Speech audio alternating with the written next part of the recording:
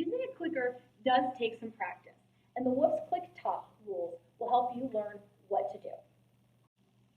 The Click TOC rules sound like tick-tock at the clock and are spelled T-O-C. The T stands for timing.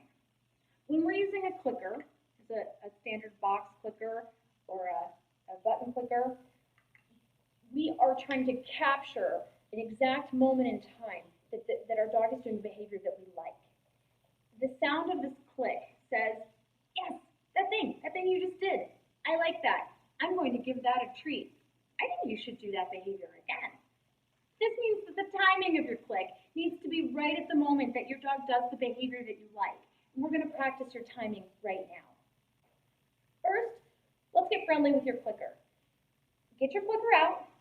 If you don't have a clicker right now, that's okay. Get a retractable pen that you can click where you can click the top.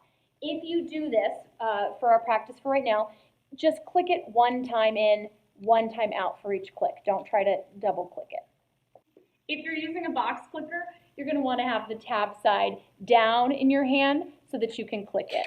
If you have the tab side up in your hand, you're not going to be able to click the clicker. Now, take that clicker and click it a whole bunch of times. Go crazy. Okay, now stop. You're never going to do that again. From here on out, whenever you use this clicker, you're going to click one time, and then you're done. All right, get that clicker ready. It's time for our first timing exercise. You are going to click when my hand is fully extended with 5 fingers out.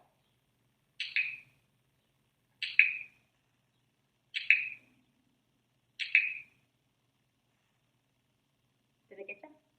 All right, from here on out, it gets a little tricky. You need to be paying attention to that very moment that I've got the 5 fingers out.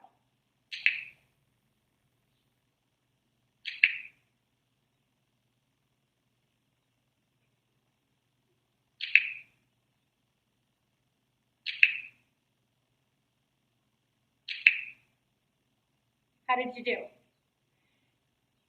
This is important skill as well as both timing and observation because, of course, your dog isn't going to do everything exactly perfectly every single time.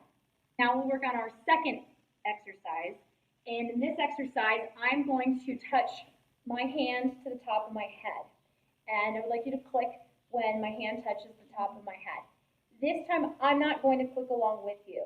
Have your clicker ready, and I want you to click.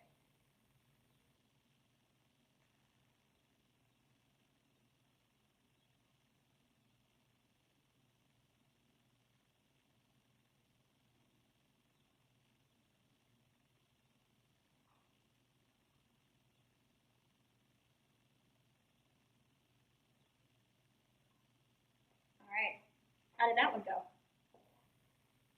You may have found that it was a little confusing to know exactly when to click because sometimes my hand was right on the top of my head, sometimes it was slightly off center, sometimes it was quite a bit off center. And the criterion was click when my hand is on the top of my head. And you need to make a little bit of a decision about what counts as the top of my head.